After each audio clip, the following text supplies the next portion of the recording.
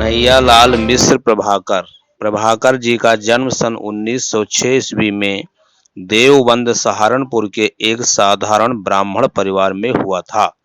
इनके पिता का नाम पंडित रामदत्त मिश्र, वे कर्मकांडी ब्राह्मण थे। इनके पिताजी जितने मृदु स्वभाव के थे, माताजी उतनी ही कठोर थीं। एक संस्मरण में इन्होंने स्वयं लिखा है कि पिताजी यदि दूध मिश्री तो माँ लाल मिर्च। प्रभाकर जी की आरंभिक शिक्षा ठीक प्रकार से नहीं हो पाई, क्योंकि इनके घर की आर्थिक स्थिति अच्छी नहीं थी। इन्होंने कुछ समय तक खुर्जा की संस्कृत पाठशाला में शिक्षा प्राप्त की। वहां पर राष्ट्रीय नेता आसफ खां का व्याख्यान सुनकर ये इतने अधिक प्रभावित हुए कि परीक्षा बीच में ही छोड़कर चले आए और राष्ट्रीय आंदोलन में कूद पड़े। तत्पश्चात इन्होंने अपना शेष जीवन राष्ट्र सेवा के लिए अर्पित कर दिया। सन 1930 ईस्वी से सन 1932 ईस्वी तक और सन 1942 ईस्वी में ये जेल में रहे। इस अवधि में इनका संपर्क राष्ट्र के महान नेताओं से हुआ। भारत के स्वतंत्र होने के बाद इन्होंने स्वयं को पत्रकारिता में लगा दिया। लेखन के अतिरिक्त अपने वैयक्तिक स्नेह और संपर्क से भी इन्होंने हिंदी के अनेक नए लेखकों को प्रेरित और प्रोत्साहित किया। 9 मई 1995 ईस्वी को इस महान साहित्यकार का निधन हो गया। हिंदी के श्रेष्ठ चित्रकारों, संस्मरणकारों और निबंधकारों में प्रभाकर जी का अत्यंत महत्वपूर्ण स्थान है। इनकी रचनाओं में कलागत आत्मपरकता, चित्रात्मकता और संस्मरणात्मकता को ही प्रमुखता प्राप्त हुई है। पत्रकारिता के क्षेत्र में उच्च मानवीय मूल्यों की स्थापना भी किया है। प्रभाकर जी ने हिंदी गद्य को एक नई शैली दी। इनकी यह शैली नए मुहावरों और लोकोक्तियों से युक्त है।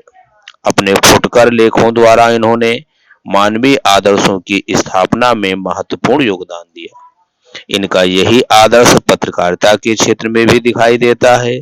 स्वतंत्रता आंदोलन के दिनों में इन्होंने स्वतंत्रता सेनानियों के अनेक मार्मिक संस्मरण लिखे।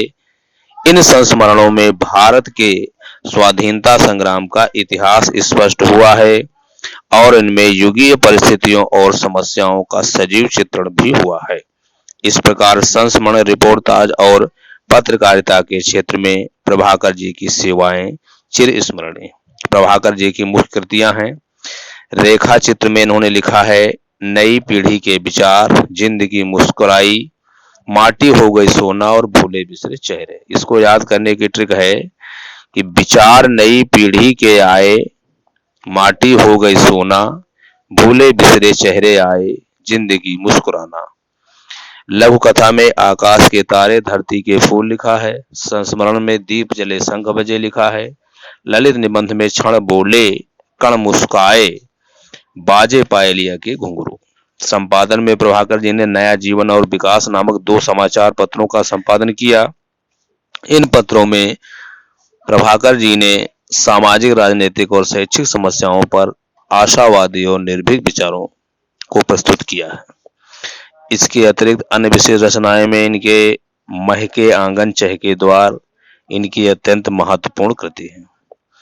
अब बात करते हैं भाषा और शैली की। तो इनकी भाषा जो है शुद्ध साहित्यिक बोली के साथ साथ प्रचलित शब्दों का भी प्रयोग किया है, मुहावरों का प्रयोग किया है और अपनी शैली को अधिक ही स्पष्ट करने के लिए उन्होंने अभिव्यंजनात्मक, अलंकारिता, मुहावरों, लोकोक्तियों का सुंदर प्रयोग किया है।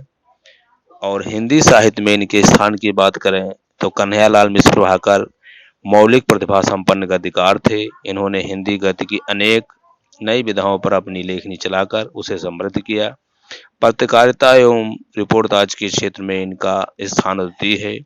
हिंदी भाषा के साहित्यकारों में अग्रणी और अनेक दृष्टियों से एक समर्थ गद्यकार के रूप में प्रतिष्ठित इस महान साहित्यकार को मानव मूल्यों के सजग प्रहरी के रूप में सदैव स्मरण किया जाएगा।